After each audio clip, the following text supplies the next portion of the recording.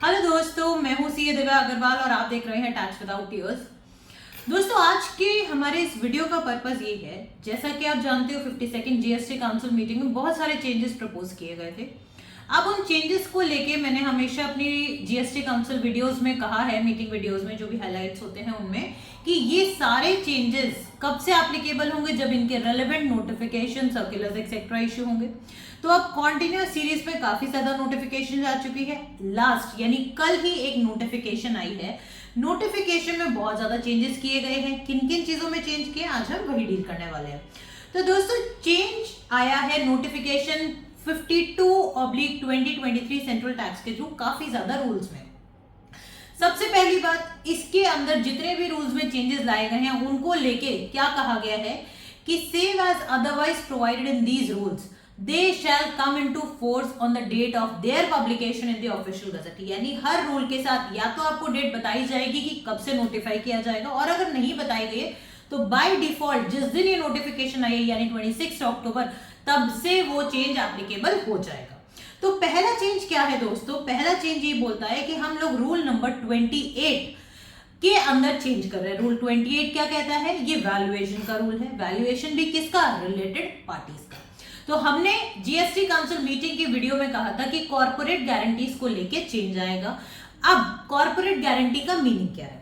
तो आप जैसा कि स्क्रीन पे देख सकते हो, मैंने अपने नोट्स में भी साथ साथ लिखा हुआ है। कॉर्पोरेट गारंटी कब होती है? बहुत कॉमनली यूज टर्म है। जब रिलेटेड पार्टीज आपस में एक दूसरे के लिए, यानी पेरेंट एंटिटी अपने आगे जो फर्दर रिलेटेड पार्टी है, रिलेटेड एंटिटी है, उसके रेस्पेक्ट में गारंटी देती है। कब? जब उसको फाइनेंशियल इंस्टीट्यूशन से कुछ भी अमाउंट बोरो करना है, तो ये कॉर्पोरेट गारंटी हो गई। अब इसके रेस्पेक्ट में they can either have consideration, और वो नॉर्मली बिना कंसिडरेशन के भी हो सकता है। तो गवर्नमेंट ने रूल नंबर 28 के अंदर क्या चेंज लाया? Notwithstanding anything contained in सब रूल 1, यानी अभी तक जो रूल नंबर 28 था उसको सारे के सारे को कह दिया ये सब रूल 1 है, और सब रूल 2 एक नया इंसर्ट किया जो कहता है the value of supply of services by a supplier to the recipient who is related person, ठीक है, by way of providing the corporate guarantee. यानी जो रिलेटेड पार्टी है, जिसने, एक व्यक्ति ने अगर दूसरे की रिस्पेक्ट में कॉर्पोरेट गारंटी दी है, किसको दी होगी? फाइनेंशियल इंस्टीट्यूशन को, to any banking company or a financial institution on behalf of the said recipient, then such transaction जो related party के बीच में हुई है, it shall be deemed to be valued at किस पे? 1% of such amount of the guarantee offered or the actual consideration whichever is higher। तो अब इसको फाइनली नोटिफाई कर दिया गया है और ये एप्लीकेबल हो गया है, ये इंप्लीमेंट हो गया है। कब से? 26 अक्टूबर 2023 से। अब मूविंग फर्दर इन दी रूल नंबर 142 के अंदर क्या कहता है? 142 रूल किस में आता है? डिमांड एंड रिकवरी प्रोविजंस में। आपको पता है आज के टाइम पे फाइनेंशियल ईयर 17-18 के रिस्पेक्ट में बहुत सारे नोटिसेस आ रहे हैं जो मिसमैचेस को लेके आ रहे हैं, और सेक्शन 73 के अंदर आ रहे हैं नोटिसेस। सिमिलरली मैंने इसकी डेडलाइंस भी आपको बताई थी कि फाइनेंशियल ईयर 18, 19, 19, 20 की डेडलाइंस हम लोगों ने फिक्स, गवर्नमेंट ने फिक्स की थी, एक्सटेंड कर दी है, जिसके रिस्पेक्ट में नोटिसेस फ्लो कर रहे हैं। अब जो सेक्शन 73 है उसका पहले ऑर्डर आता था DRC 05 में, जिसको अब इन्होंने क्या कर दिया है? It shall be the proper officer shall now issue an intimation. उसको ऑर्डर की जगह एक इंटीमेशन वर्ड दे दिया, यानी प्रोसीजरल चेंज आ गया है। अब बहुत इंपॉर्टेंट चेंज आया है किसमें? रूल नंबर 159 में, जो कि है आपका provisional attachment. Again demand and recovery provisions के अंडर आता है। अभी तक जब भी आपका कोई भी एसेट या कुछ भी आपका प्रोविजनली अटैच होता था, तो जब तक कमिश्नर का ऑर्डर नहीं आ जाता था तब तक वो प्रोविजनली अटैच रहता था। लेकिन अब गवर्नमेंट ने ईज आउट कर दिया है ये प्रोविजन। कैसे? या तो आपके पास कमिश्नर का ऑर्डर आ जाएगा, और else period of 1 year from the date of issuance of order whichever is earlier.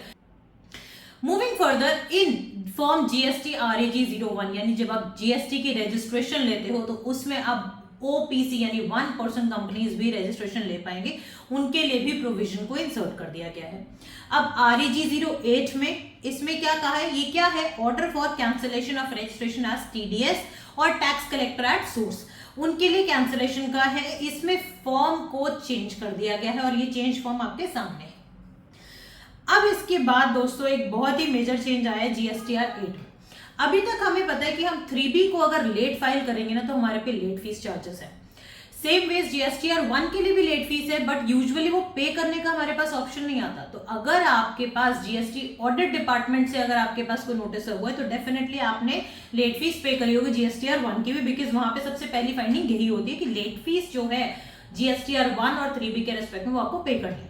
अब सिमिलरली जीएसटीआर 8 में भी ये प्रोविजन ऐड कर दिया गया है। यहाँ पे देखिए interest late fee payable and paid यानी लेट फीस का ऑप्शन डाल दिया है। सेम वे टेबल नंबर 9 में भी लेट फीस पेमेंट का ऑप्शन डाल दिया।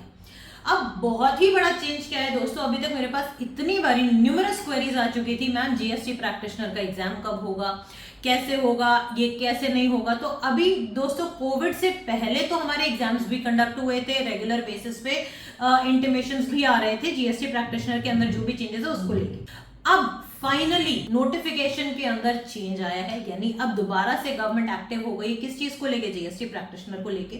इन्होंने क्या कहा है, जीएसटी पीसीटी 01 के पार्ट बी में हम लोग चेंज कर रहे हैं। क्या चेंज कर रहे हैं? पहले कहते थे कि सीए विद सीओपी ले सकते हैं एनरोलमेंट एज जीएसटी प्रैक्टिशनर, लेकिन अब प्रोविजंस को ईज आउट कर दिया है, यानी ज्यादा लोग जीएसटी प्रैक्टिशनर बन सके। इसलिए इन्होंने क्या कहा, normally chartered accountant, company secretary, cost and management accountant या सिंपली अ पर्सन ग्रेजुएट और पोस्ट ग्रेजुएट और is equivalent degree in law.